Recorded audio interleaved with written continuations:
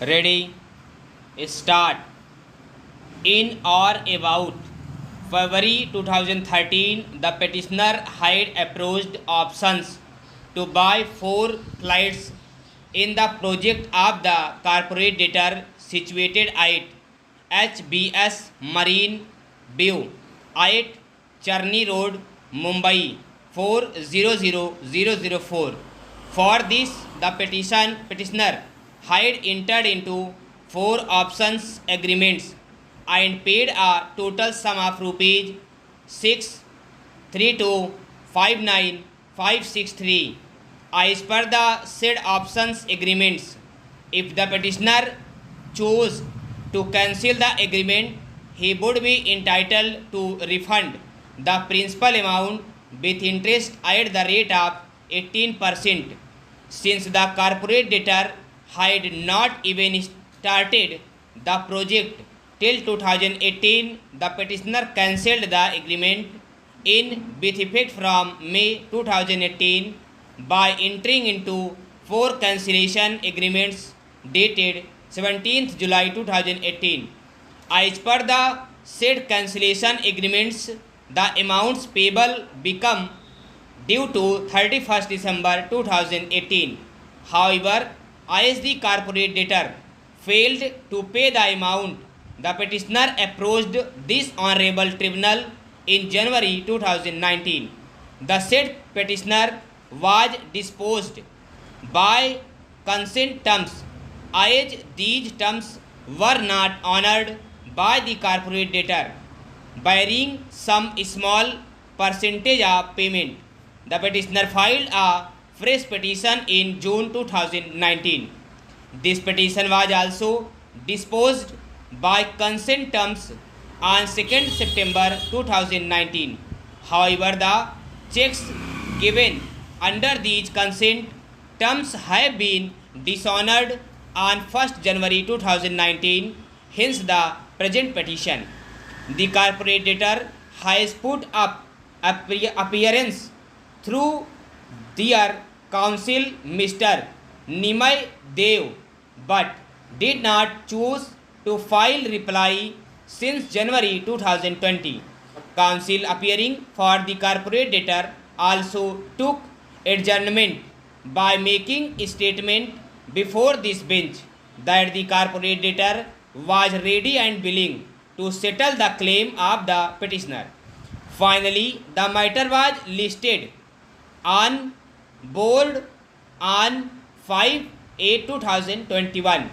On 5/8/2021, this bench, after hearing the submissions of the counsel appearing for the petitioner and upon perusing the record, noticed that the present company petition is nothing but third round of litigation. The petitioner previously filed 2 company petitions bearing number 47/2019 and 2229/2019, which were withdrawn by the petitioner on account of entering into consent terms between the parties and also on account of paying an upfront amount as per consent terms. As stated above, the corporate debtor did not choose to file any reply since January 2020. Thus, there is no dispute with regard to the existence of debt and default, and the debt is also within limitation. The claim of the petitioner remained unchallenged since the company petition satisfies all the legal requirements. This bench did not find any grounds warranting the rejection of the above company petition. The petitioner also filed Form 2 along with the petition suggesting the name of IRP Mr. Manish Jain. The above company petition number (IB 104 MB /2020) is hereby allowed, and initiation of corporate insolvency resolution process (CIRP) is ordered against Messrs. HBS Seaview Private Limited. This bench hereby appoints Mr. Manish M. Jaju, insolvency professional, registration number IBBI/IPA, as the interim resolution professional to carry out the functions as mentioned under the Insolvency and Bankruptcy Code 2016. The financial creditor shall pay an amount of rupees 2 lakh towards the initial CIRP cost by way of a demand draft drawn in favor of the interim resolution professional appointed herein.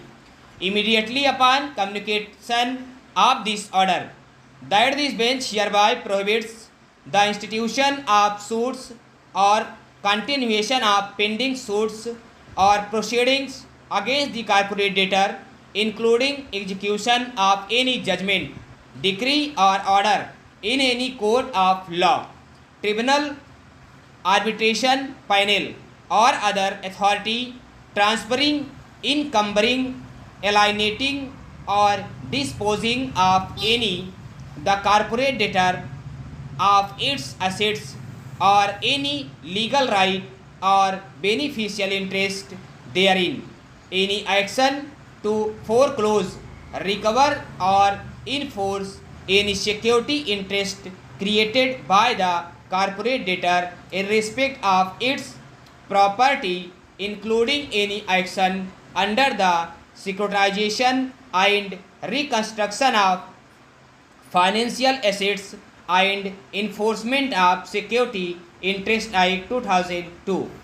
The recovery of any property by an owner or lessor where such property is occupied by or in the possession of the corporate debtor, that the supply of essential goods or services to the corporate debtor, if continuing, shall not be terminated or suspended or interrupted during moratorium period, that the provisions of subsection 1 of section 14 shall not apply to such transactions as may be notified by the central government in consultation with any financial sector regulator.